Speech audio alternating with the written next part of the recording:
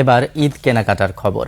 মধ্যরাতে ফাঁকা রাজধানীতে মনের সুখে কেনাকাটা করছেন নগরবাসী। যানজট ও ভিড় এড়াতে রাতকেই বেছে নিয়েছেন তারা, আর ক্রেতা আছে তাই দোকানিরাও থাকছেন গভীর রাত পর্যন্ত। মেহেদী হাসানের রিপোর্টে বিস্তারিত।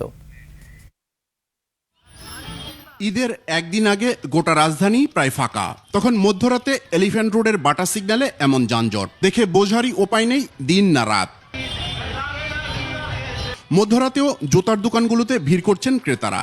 দোকানিরা বলছেন রমজানের শেষ সময়ে দিনের চেয়ে রাতেই বেচাকেনা বেশি। যত রাত হবে তত কাস্টমারগুলো বেশি আসে, কারণ দিনের বেলা কাস্টমাররা সারাদিন রোজা থেকে কাস্টমার আসতে অনেক কষ্ট হয়।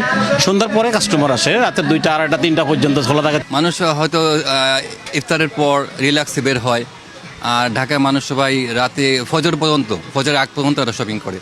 একই চিত্র কাপড়ের দোকানগুলোতেও। সারাদিন রোজা রেখে হয়তো অন্যান্য কাজ, ব্যক্তিগত কাজগুলো সম্পূর্ণ করে রাতে কেনাকাটার জন্য তারা আগ্রহী হয়। তবে টেইলার্সগুলোর কেনাবেচা এরই মধ্যে শেষ, এখন শুধু প্রোডাক্ট ডেলিভারি। অনেক কাস্টমারের ডেলিভারি আছে টেইলার্সে, তাদের ডেলিভারিগুলো সঠিক টাইমে পৌঁছানোর জন্যই মূলত আমরা বসে আছি। কাস্টমার অনেক ব্যস্ত থাকে, তারা বিভিন্ন জায়গায় কেনাকাটা করে তারপরে যাওয়ার সময় প্রোডাক্ট নিয়ে যায়। ক্রেতারা বলছেন দিনের চেয়ে রাতেই কেনাকাটায় স্বস্তি বেশি। আমরা তো ঢাকার লোকজন রাতের বেলায় আমরা স্বাচ্ছন্দ্য বোধ করি কেনাকাটা করতে, দিনের বেলায় তখন অনেক যানজট থাকে।